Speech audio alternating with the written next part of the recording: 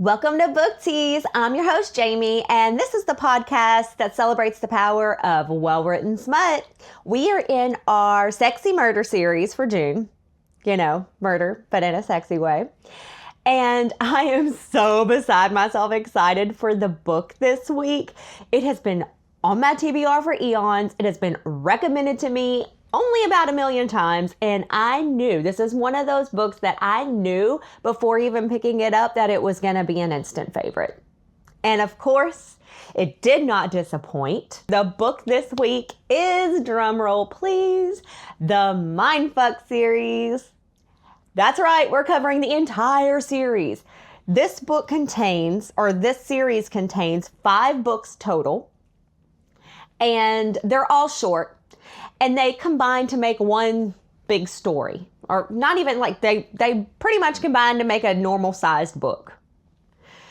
But it's broken up, and at the end of each book is a major cliffhanger ending until we get to the finale book. And each one just escalates, and the tension and the action and the, oh my God, what the fuck, just like builds each book until you finally get to the in-game book and you're like, holy shit. And by that point, there was no pulling me away from my Kindle. I was locked in.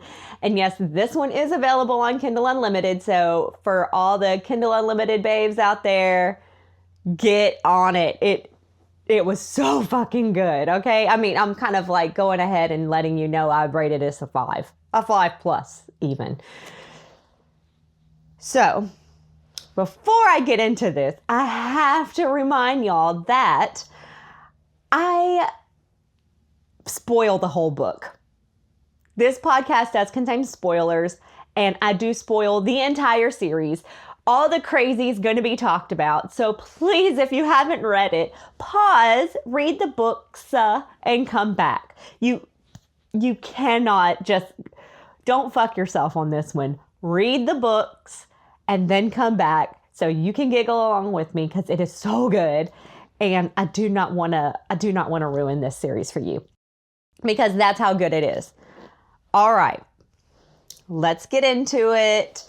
How I'm going to do this one, since it's a little different, is I'm going to take it book by book, but then save, and I'll have my favorite quotes from each book, and then I'm going to save the casting, rating, all of that for the end. Like I said, there are 5 books in this series.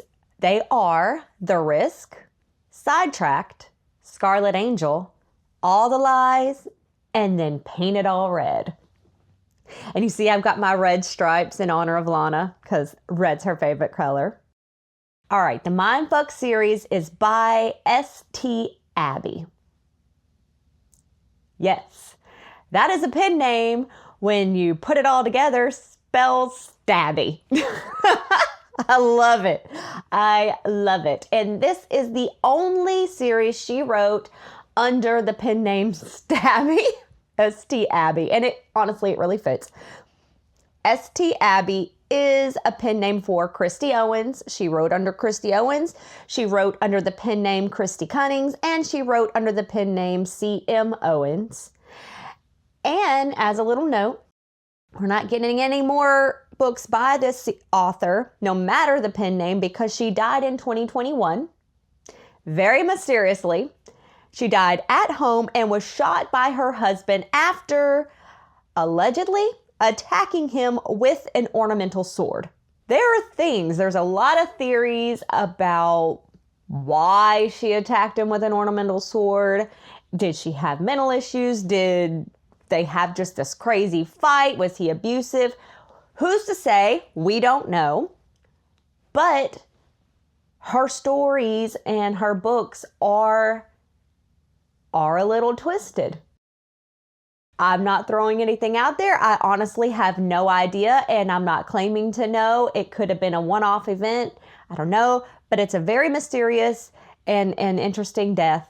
And I hate we're not going to get more books by this author, because, like I said, the Mindf series is now at the top of my list as one of my absolute favorite books of all time. And I keep saying book because truly these books are very short, and they really combine to make just one book. one story. So when one ends, it's such a cliffhanger ending, and then the next book immediately picks up where the previous one ended. So it really is just like a continuous. It almost can be treated as each book is a part of the one book. So I'm probably going to keep referring to the Mindfuck series as the book, but just know there's 5 books in the series. The trigger warnings for this whole series are murder, torture, sexual assault, and pedophilia. Those are not like trigger warnings. And seriously, these books are graphic because this book is about Lana, who is a serial killer, and Logan, who is the FBI profiler that is on her case. We're going to be talking about what led to her becoming a serial killer. She is a vigilante style serial killer. So she is getting revenge, getting justice for herself on this great wrong that was done to her family. And it is intense. What happened is crazy intense. It is not for the light of heart. I'm telling you, proceed with caution because this is not a dainty book. This is very dark subject matters. She is not the only serial killer in the book because Logan is an FBI profiler. We end up hearing about other serial killers, other rapists. It does show some graphic stuff on page, and we will talk about it. So those trigger warnings, they are like screaming siren warnings. So please consider your mental health before moving forward if any of those things are something that triggers you. Let's dive into book 1, The Risk. And I love this because each book contains, at different intervals, usually at the beginning of each chapter, will have a quote. And all the quotes in The Risk, the first book, are quotes by Albert Einstein. And we find out that Albert Einstein is Lana's father's favorite. And I had to pull this one Albert Einstein quote. And don't worry, I didn't pull quotes by each headliner in every single book, but I loved this one and it stood out to me. So I went ahead and saved it. And this is a quote by Albert Einstein. "I love humanity, but I hate humans." Same, Einstein, same. Okay, let's get into, because book 1 really sets up everything. Lana ends up meeting Logan in a coffee shop, and his coworker actually hits on her, and she is so not interested, and she is hilariously not interested. She has no problem looking him in the eye and say, "No thanks. Next, move along, sir." And he cannot handle it because he's such a handsome FBI guy. He's actually on the FBI profiler team. Logan is the lead, and his friend that hits on her is in charge of public relations. So he is very suave and very handsome, and he's used to getting and pulling every chick he wants. So he is not taking it kindly that Lana is like, next. But she starts chatting with Logan, and they hit it off. And they exchange numbers and they start texting, and then they kind of grow this relationship very sweetly and organically. It starts with just like texting, and then phone conversations, and then flirting, and then she agrees to a date, and it's just so sweet. Meanwhile, he's an FBI profiler and she's planning and committing lots of crazy, very demented murders. Her murders include cutting the penis off of the target, filleting, some really graphic stuff is how she handles it. Turns out also, Logan's team is investigating her kills. And she finds this out, and she just chooses to kind of keep him and his job separate from her and her job, what she's doing, and just kind of compartmentalize, keep those things separate, and just enjoy the relationship with him as she would if she were just a normal girl. But like I said, she's a vigilante style serial killer, and she has been training for this plan for 10 years. And now she's enacting her plan, and there's going to be no No stopping her. She meets Logan by chance. She really, really likes him. She finds out he's a FBI profiler. She tells her best friend Jake, who is her partner in crime. He is pissed. He's like, do not date anybody else. Don't date this guy. He's a FBI agent who tracks serial killers. This is a terrible plan. And she's like, I'm really drawn to him. I cannot help it. I really, really like this guy. So she keeps on seeing him. And like I said, she keeps him and her revenge separate. She compartmentalizes really well. And she even plans and enacts the double kill during this book and still keeps it totally separate from him and still grows their relationship. She even, and this becomes very important, he thinks that she's just really intelligent and perceptive and probably based on her past, because he can tell that she's had a rough past. He doesn't know how or what happened, but he knows she had a rough past, and he could tell that she's just incredibly perceptive, and she's great at profiling as well. So he ends up chatting with her about some of his cases, and she helps him have a breakthrough with a case involving a guy that is being termed the boogeyman. That's the nickname the public has given him. And he is a serial rapist / killer who targets women. And she helps him profile that case. And that's pretty much the whole plot for book 1. And the cliffhanger ending of book 1 is Hadley, who is the hacker on Logan's team. She's also FBI profiler. She is the hacker on the team. And she confronts Lana with the knowledge that she knows Lana is not her real name and that she has stolen the identity of a dead girl. ... And so the book ends with, you're not sure exactly what Hadley knows. And she's like, why the fuck is Hadley even bothering me? Well, it turns out Hadley's best friends with Logan and she's just trying to protect him. So she's like, there's something going on with Lana. I don't trust her. And so she kind of starts diving into, hacking, diving into her information, and she finds this out. And so she just confronts her. So that's where we leave off book 1. Like, oh my God, what's happening? Here are my quotes for book 1. This is Lana. I'm going to go ahead and say the majority of my quotes are going to be Lana. I think, in fact, all but one is going to be Lana because I fucking love Lana.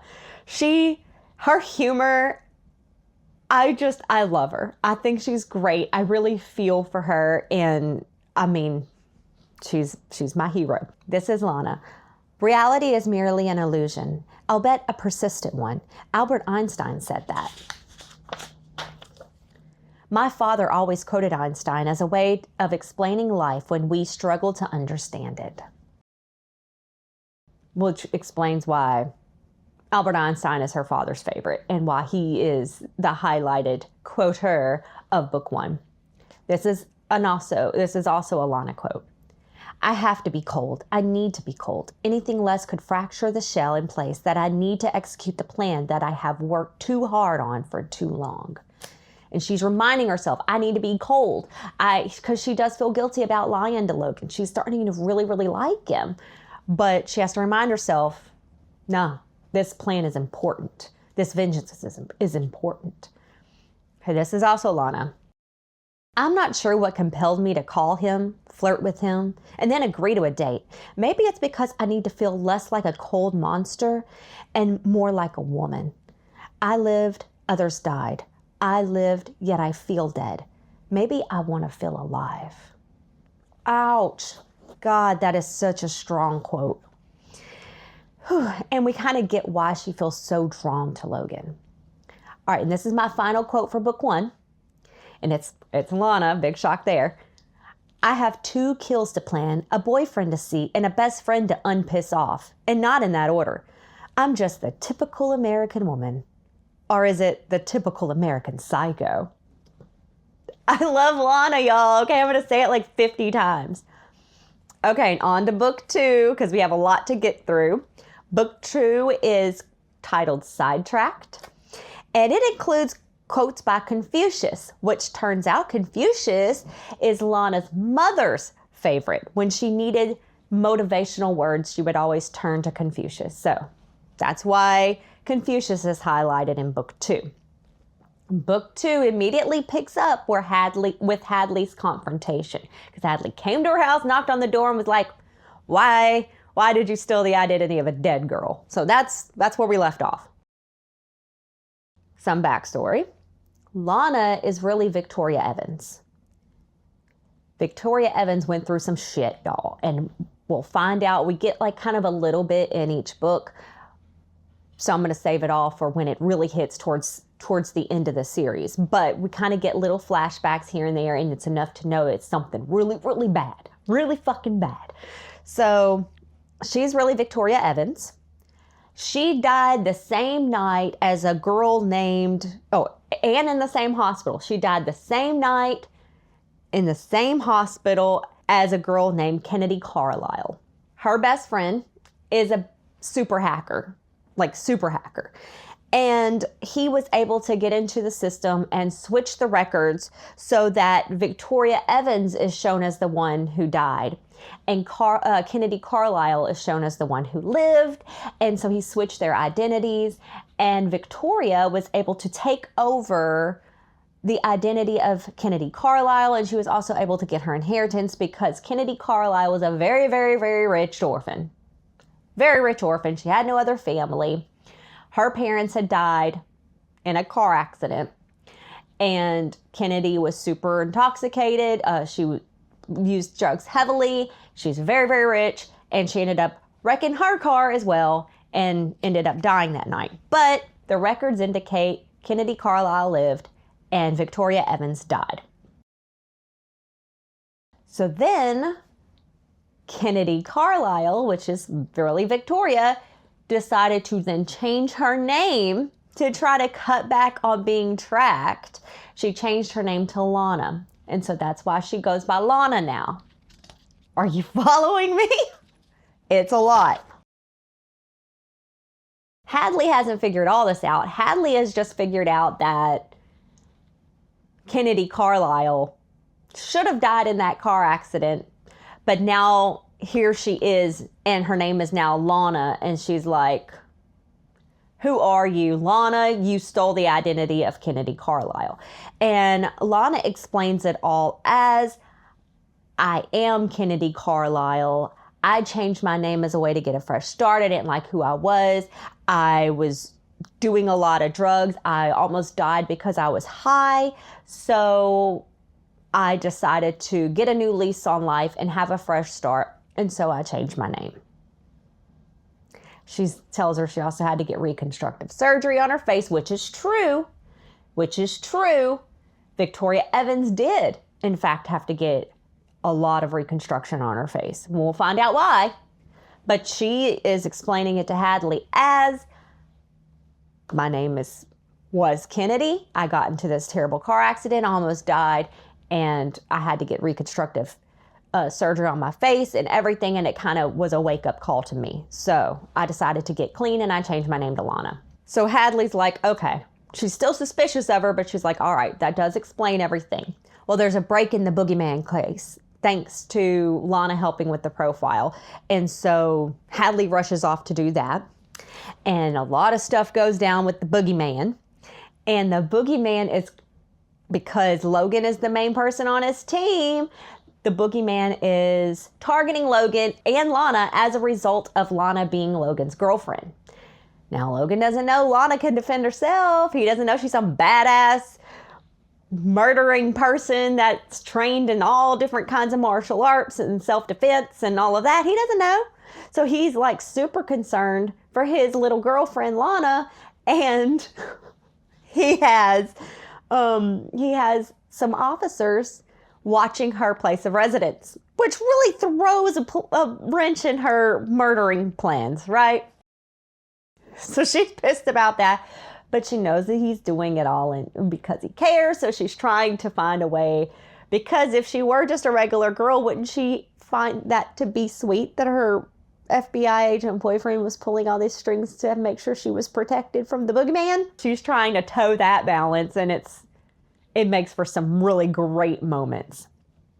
Well, In retaliation for Hadley looking into Lana, she decides to look into Hadley. And when she does, she finds out, and this is where the pedophilia comes in, just trigger warning, she finds out that Hadley's stepfather is a pedophile and that he abused her, but that no one believed Hadley when she was a kid that he did that. In fact, her mother made her feel crazy, and that's one of the reasons she got into trouble and she got into hacking, and then she was picked up by the FBI and all of that. So Lana, because she's very sensitive to this sort of thing, goes totally off script and kills that guy, Hadley's stepfather. She kills him and finds 70 Polaroids, because he took Polaroids of all his victims. So 70 kids he's done this to. And so she finds Hadley's Polaroid from when she was a little girl being abused, and she takes it to kind of spare Hadley. She also, while she's there, finds a little girl, and she brings her to Lindy May. And this is where we get a little bit of background that Lindy May was someone that tried to help her when she was Victoria and all the bad stuff went down. So we still don't know what all happened, but we know that Lindy May is someone she trusts. It's someone that tried to help her. And so she gives this little girl to Lindy May for safekeeping, essentially. Cliffhanger ending for book 2. Lana is attacked by the boogeyman. Dun, dun, dun. Now, in her own home too. He does it in her own home. And I'm ending book 2 going, oh, Lana's about to wreck shop, y'all. Like, she has just been waiting for this guy to attack her, right? She's just been waiting. He's like, this man here done made it to where I'm having trouble with, I've got cops watching my house. I got my boyfriend all worried. You wanna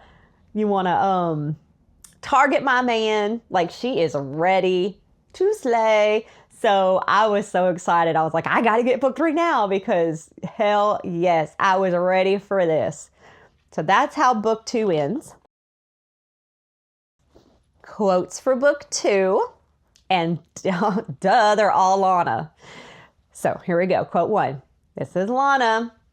It's all cloak and dagger right now. That's what happens when you're a serial killer dating an FBI profiler who hunts serial killers.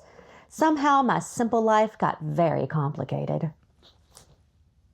I love her humor, and I just love how dry she is. And I want to be friends with her, damn it. This is also Lana.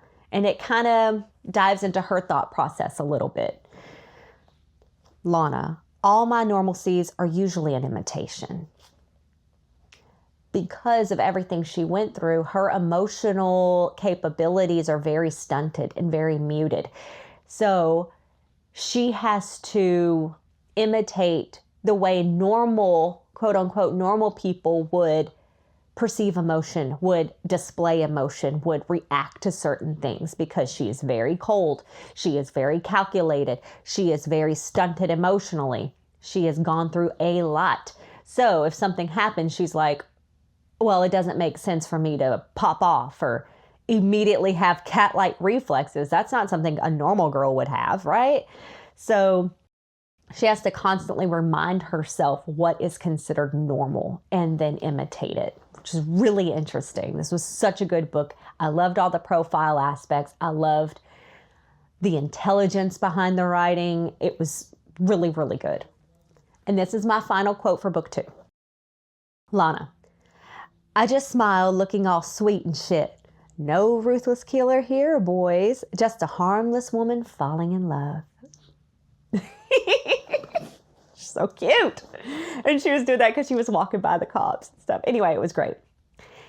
On to book 3. We're just trying to go through it, y'all. This is so good. Okay, book 3 is Scarlet Angel. And it includes quotes by Shakespeare. Shakespeare is one of my favorites. That's right, I am a Shakespeare nerd. I was so excited to see Shakespeare being quoted all throughout this book. But in relation to the books and the characters, Shakespeare was her brother's favorite. And we find out later her brother was also involved in the crazy bad stuff that we will get into. Book 3 opens on the boogeyman attack, right?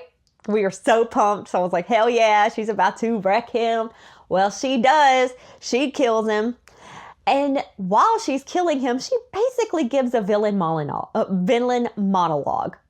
She says way too much, not realizing that Hadley found out or kind of clued that this was a trap, and she went to go warn Lana, and when she got there, the boogeyman attacked her, and she's like tied up in the closet and witnessing this entire thing. She hears Lana spill all this stuff, and she sees her fighting capabilities and how ruthless of a killer she is, and how she just totally flips it when the police get there, and she's stuck in the closet, and then Hadley gets pulled out or discovered in the closet while Logan's there and the other FBI, the other police officers are there. And they find her, and Lana's like, shit, oh no. And Hadley's not someone I could kill. So she's just like, is she gonna give my business? What's about to happen? But Hadley covers for her. And then Lana ends up telling her the whole story. Because Hadley's a badass bitch too, y'all. She's been through some stuff. Like I said, stepfather was a pedophile, horrible person. She got in trouble with the law, and then she ended up being recruited by the FBI and all this stuff. But Lana tells her the entire story. She's like, what else can I do? She already heard all of this, so here we go. And Hadley ends up being on her side and becoming an accomplice and the only female friend that Lana has ever had. She becomes very important to her. Lana and Logan are like full-blown in love by this point. The case is getting hotter. They are zeroing in on her kills. They still think it's a man, but Logan's starting to suspect maybe it's not. And they did track it all to Delaney Grove, which was Lana's hometown. It's where all the bad went down. It is where all the victims are from. And it's just where it all started.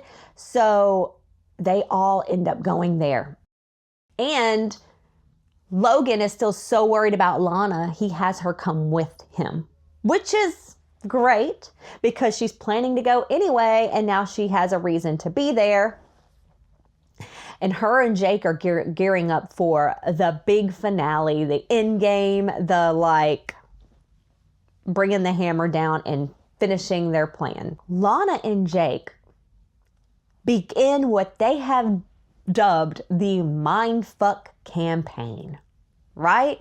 They're putting red dye in the water supply, in the town's water supply, so that the town fountains look like they're spewing blood, and just they've got this invisible paint that time releases, so it looks like these messages are just magically appearing, and it's quotes by it's just different things like we've got eyes on you. Like it's just these different quotes that all the townspeople know what the fuck happened. All of them know what happened.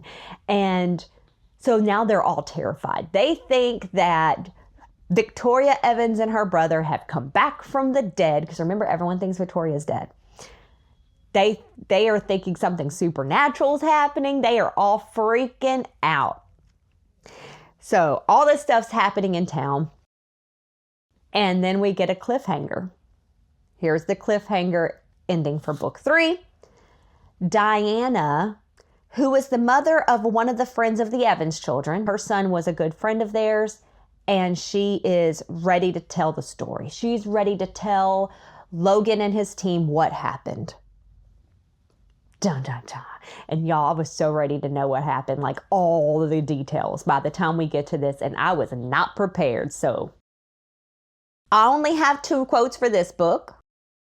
They're both Lana, because she's my favorite. Here's the first one. This is Lana. Shakespeare was one of the few philosophers that believed in revenge.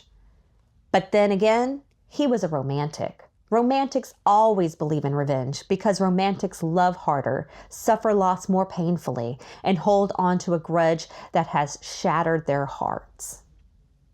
probably why Shakespeare is one of my favorites, y'all. I, too, am a grudge-holding romantic. And this is Lana, as she says this when she gets back to Delaney Grove. And it is great because at this point, Hadley is one of her good friends. Hadley is helping her. Hadley is keeping her secret and helping her keep her secret from Logan because she's still trying to keep them separate. She's still hoping that at the end of all of this, she can have a normal life with Logan.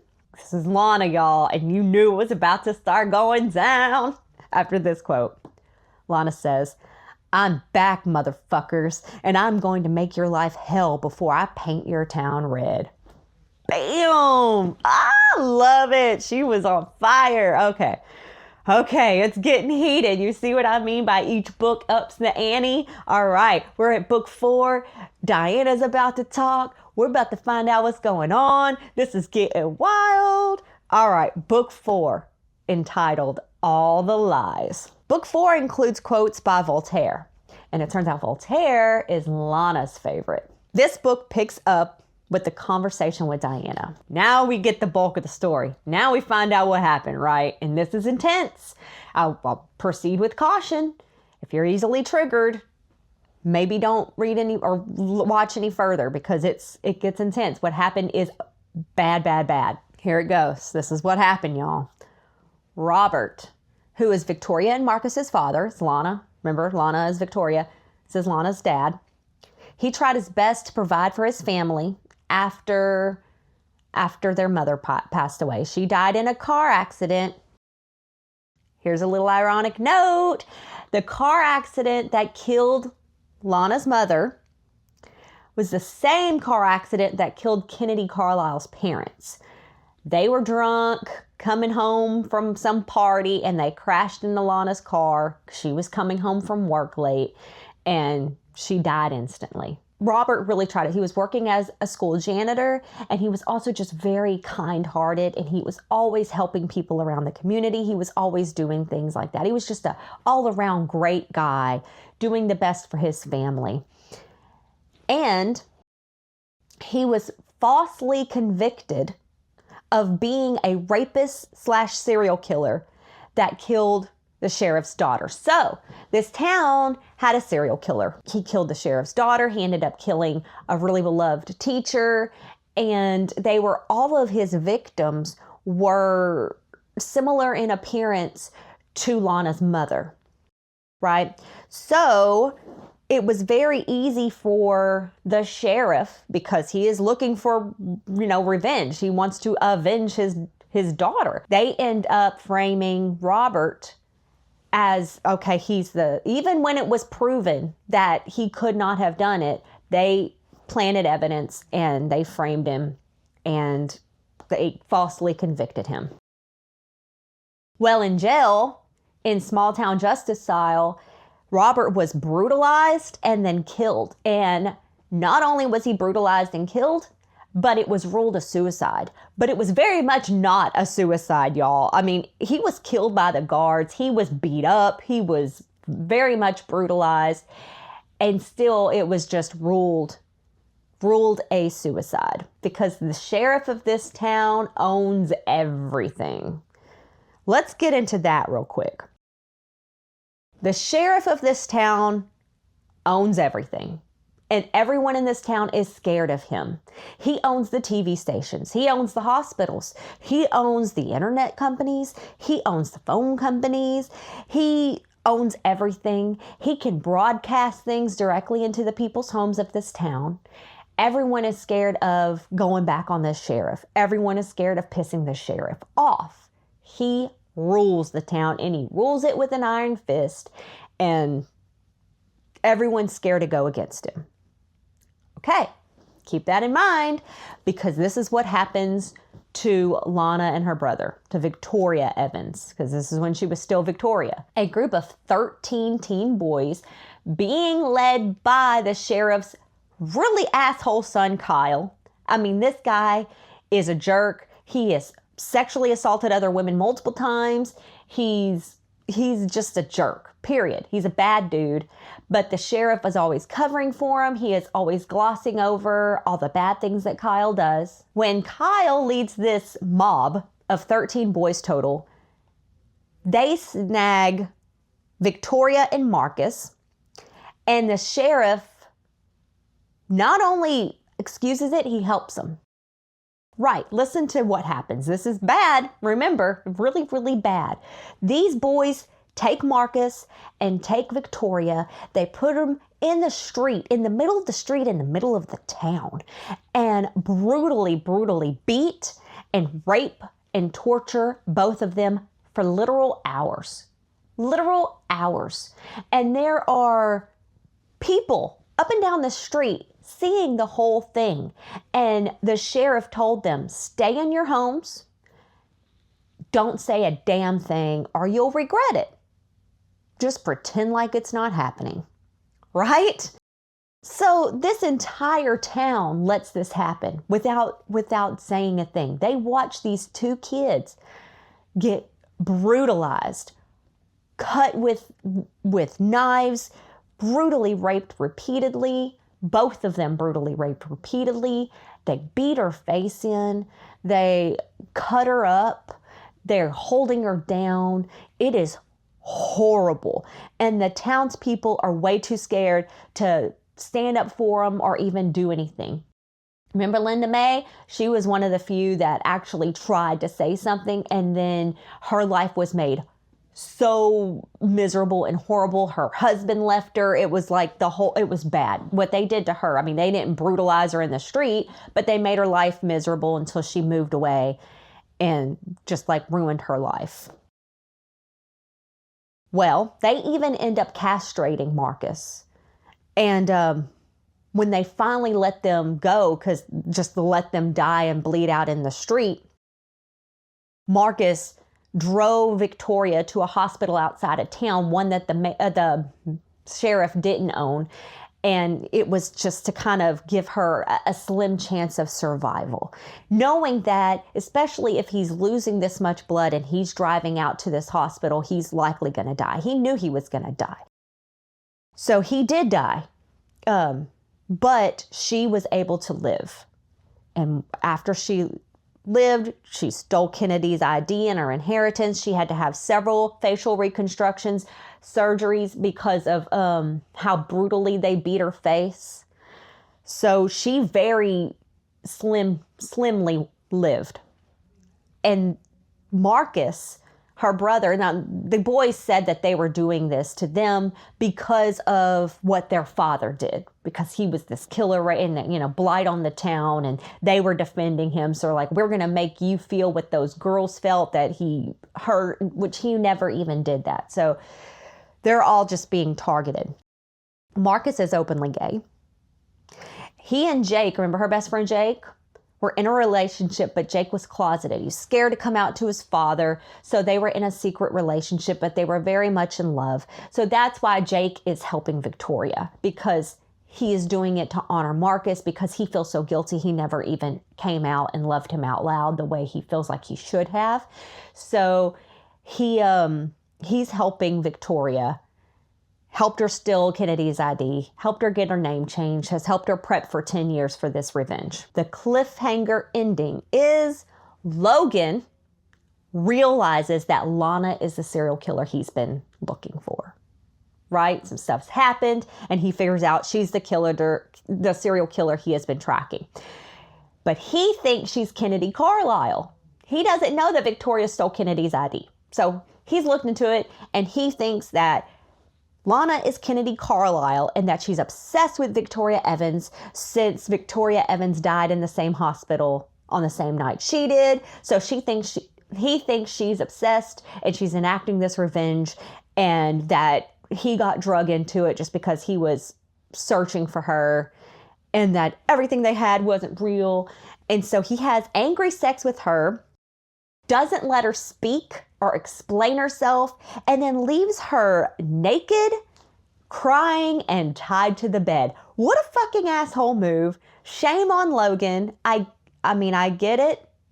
to an extent, but you could have, if you actually loved her, Logan, you could have at least let her explain herself. But he thinks she's demented. He thinks there's something wrong with her, so he's not wanting to listen to what she has to say, because he's like, I'm going to be susceptible. She's going to weaken me in my resolve. So he doesn't let her talk, and he walks out. And that's how book 4 ends. And you're like, oh no, Logan was like her only tie to humanity. That was her like redemption a little bit, is that she had Logan and she was trying to be better, and she's actually like considering maybe walking away, or maybe making the ending not as bad as what she originally planned. I mean, like, she is considering all these things, and then he does that, and she's like, okay. And that's how book 4 ends. And man, the tension, the crazy is upping, man. It's upping. And leading into book 5, I was on the edge of my seat. So I have one quote for book 4. And that's Lana. And this quote broke my heart, okay? But it also pumped me up. It broke my heart, but it pumped me up for book 5. Says Lana, I thought love would rip my heart out. I thought it would set me on fire. Instead, it turned me to ice. Whew, because she talks about at the very end of the book, after he leaves her tied up, she is able to, because she's very well trained, she's able to get out of these handcuffs, get dressed, leave. You know, she's crying, she's upset. But then the resolve, the shutting off emotions, the turning to ice, the like hardening that she goes through, it was relatable. It was chilling, and it pumped me up, because I was like, well, that's it. That was the only chance that he had that she might kind of chill out a little bit or try for a normal life. But you did that, and you wouldn't even let her talk after what she has been through. Fuck that. Like, it's on. So we're going into book 5 with it ramped up and on fire. Here goes book 5, y'all. The last and final book, the end game book, where it all comes to a head. And the title for book 5 is Paint It All Red, because red's her favorite color. Red like blood. Red because she wants to watch the streets run with their blood like it ran with hers and her brothers and her father's. And she's been wearing red since they got to Delaney Grove, and she is ready for it. Book 5, because it's all coming to a head, includes quotes by everyone.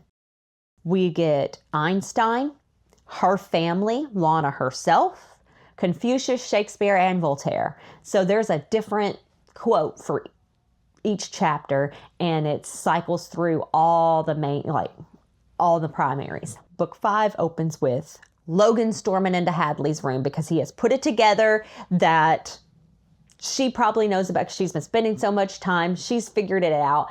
And because she is being so sensitive about what they found out happened in Delaney Grove, she thinks that Kennedy needs to enact this vengeance on behalf of Victoria. So he's like, you're compromised. You're not being a good agent. We're not even friends anymore, because how dare you keep this from me? So he's going off. She's like, well, did you talk to her?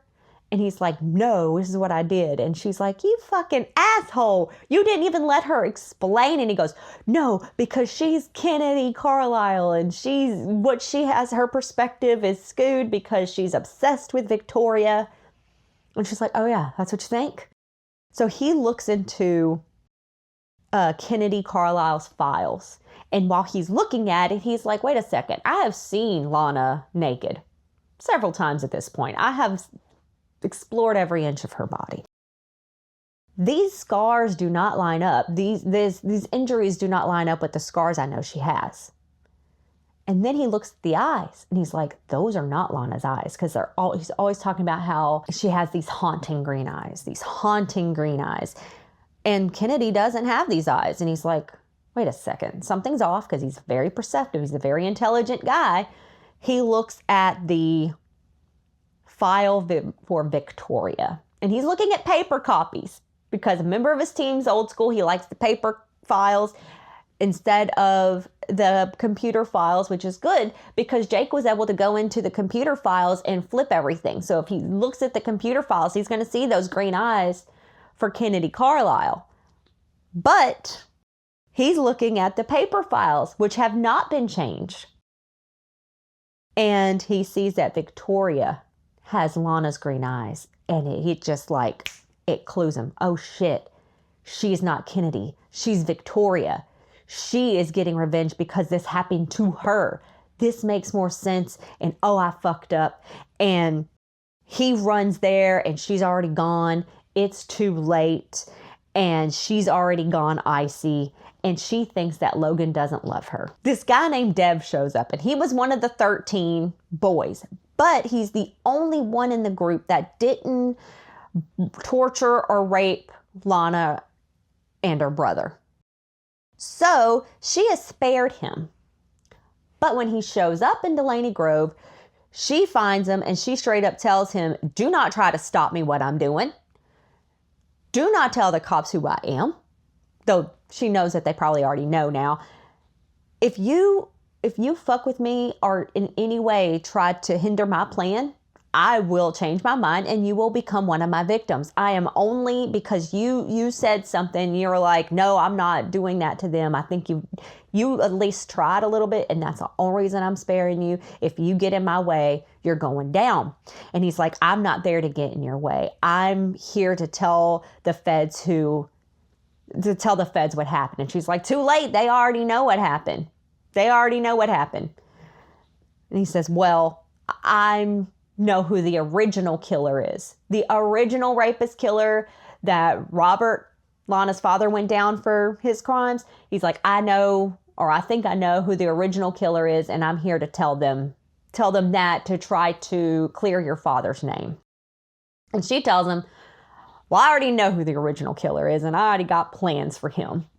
So she just says whatever and leaves Dev alone. He goes to the FBI and he tells Logan how Robert was framed, where they got the evidence. He tells them all those details. And then he tells them that he thinks the original killer is Kyle, the sheriff's son.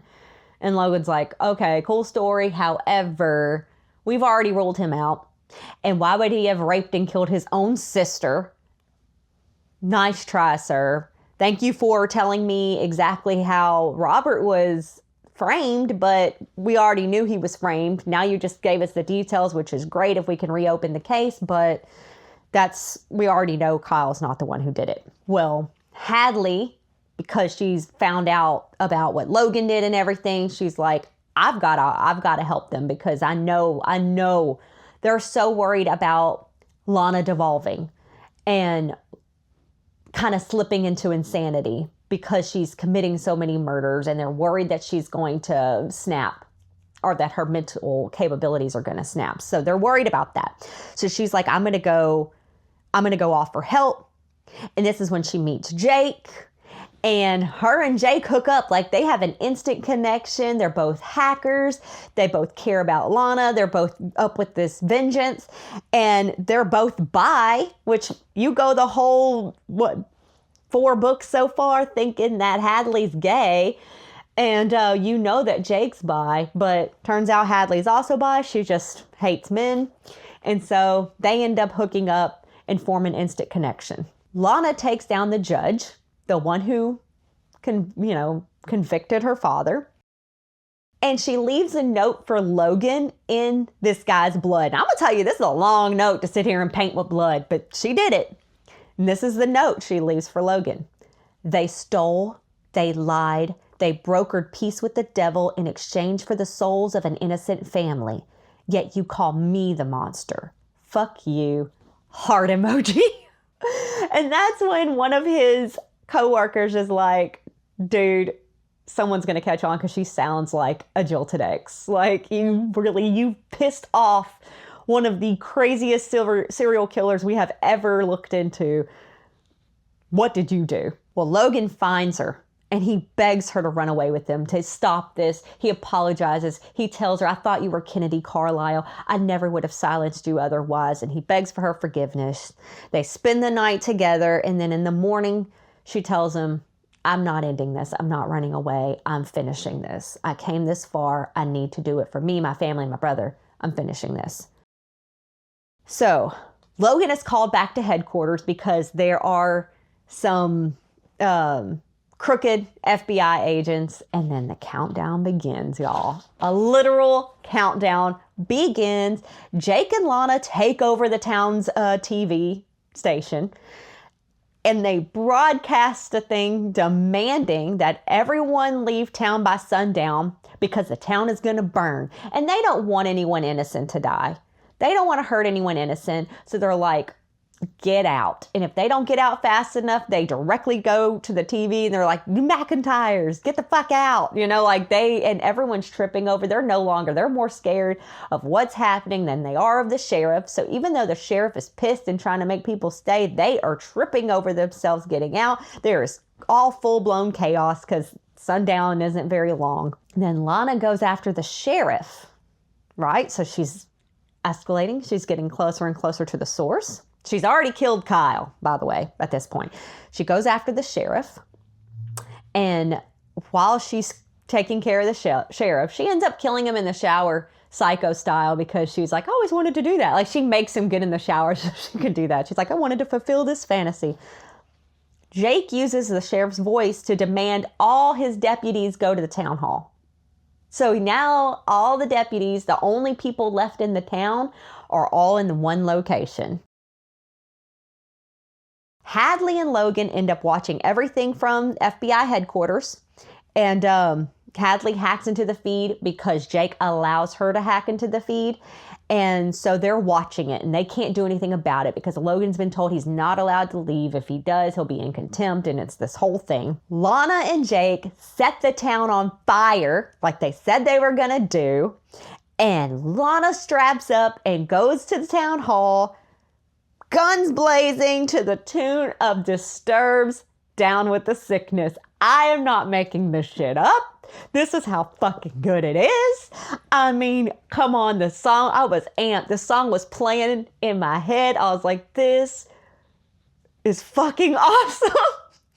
And y'all, if they don't make this into a movie, which I heard they might, they got to, because the way I would watch the fuck out of this movie, and they better keep Down with the Sickness in it, because the second we hear the, I'm going nuts. Oh man, this is great. So then it gets intense because Lana's in there, guns blazing, her against all these deputies, and she's doing these like just crazy. Well, she gets hit. And she goes down, and the fire's coming too fast, and she's not going to get out in time, and there's no way she can get out in time. So she knows that, Jake's watching. She knows that Logan's probably watching. So she says her goodbyes to Jake. She says her goodbyes to Logan. And then the fire hits town hall, and Logan breaks down when the fire engulfs the town hall. And he knows there's no way she got out. So Lana's dead, and Logan flips out. 3 months later, Logan's back from forced leave. He's spent his entire leave figuring out who the original killer was.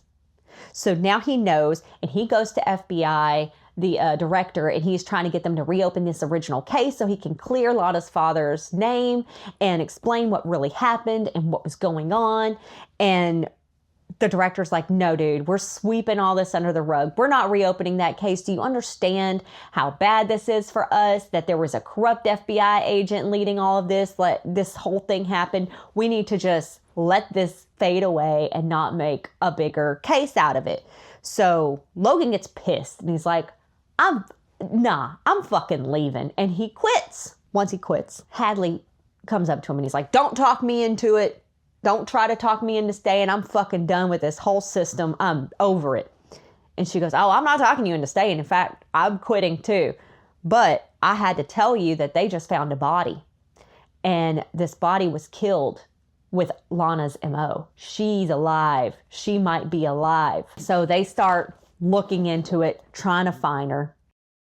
And until they do, we find out finally who the original killer is. And y'all, I was trying to figure it out the whole time. And everyone I thought it was it wasn't. And I was like, oh my God, because I too thought maybe it was Kyle. And I too thought maybe it was the sheriff at first. And I was like, no, he's not going to rape and kill his own daughter, especially since he really, put her on a pedestal. And then I was like, Kyle could have done it because he hated the fact that his sister was on a higher level than him with their father. So anyway, I went all over the place. I could not figure it out. And I would not have, because the original killer is, drumroll please, Jake's father.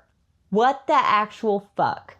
So it turns out Jake's father was super obsessed with Lana's mother, right? And he hated that she chose Robert over him because they dated briefly in like high school or something, but she ended up falling in love with Robert. He's a better person. And so she married him, had children with him. Logan finds that out. He realizes just how brilliant Lana and Jake are. They save the worst torment for this guy. And the fact that it's Jake's dad. They end up finding a way, and I won't spoil everything, but they find a way to poison him slowly. And it looks like a disease that he's slowly taking away all his autonomy, and he has to have a nurse, and he is slowly and miserably dying super painfully and super slowly. And he finds out, yeah, Lana and Jake did that. And so he tells him, I figured this out, and I know Lana and Jake did this to you.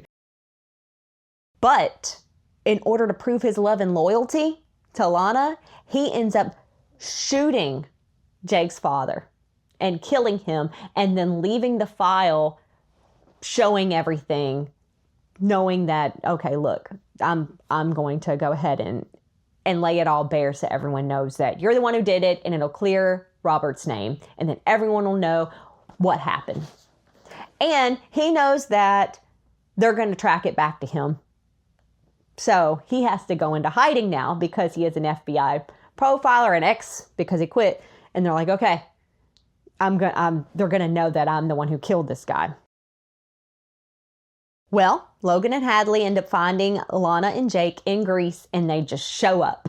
And it's like Lana's been waiting for him to show up. She left that body as a calling card because it was too dangerous to reach out and to let them know. So he's like, okay, well, I'm going to leave this and you're going to find out. I'm really glad that Hadley and Jake hooked up so fast and fell in love so quickly because, my God, imagine if she shows up in Greece having quit and all of this, and then they're just like, oh man, that was just a one-time thing.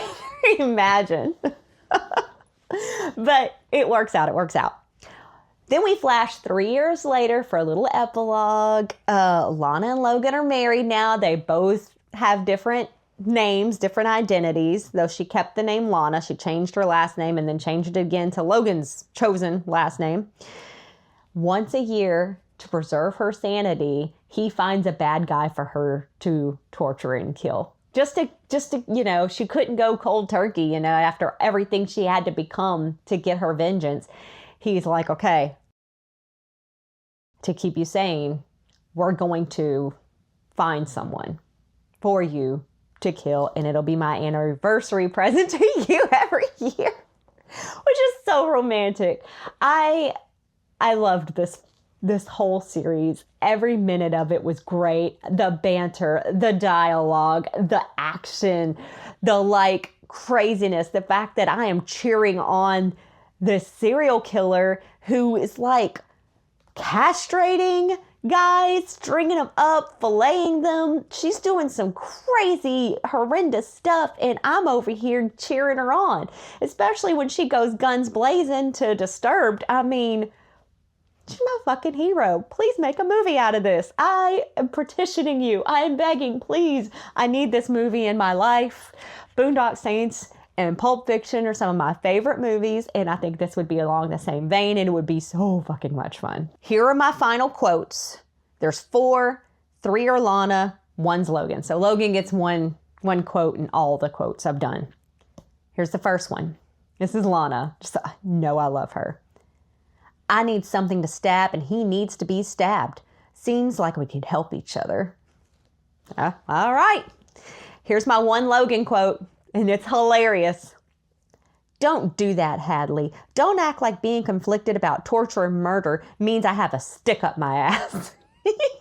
Because this is when he finds out everything and Hadley's like, oh, you don't think that they deserve it? And he's like, don't act like I'm just being a prude. All right, here's Lana. I'm still the twisted monster of the night while you're the honest hero in the light. This is when they meet up again and he's like, I know you're Victoria. I feel like what you're doing is justified. I understand what's happening. I still want to be together, run away with me. And she's like, no, because I'm still a monster. I have to see this through. And you're still the good guy. We're just not compatible. I can't run away. I can't ruin you like that. And this is Lana. This is like the last thing she says to him when she's saying her goodbyes. Because she's thinking the building's about to go down. There's no way I can get out. By the way, side note, Jake is the one who went in there and saved her. Lana says, you showed me what living was like again. I'd forgotten. Oh, my heart. Y'all, this is a 5-star read. This is like the highest tier I could give. I fucking love this book. The spice is only a 2 though. It is definitely not the primary thing in this book.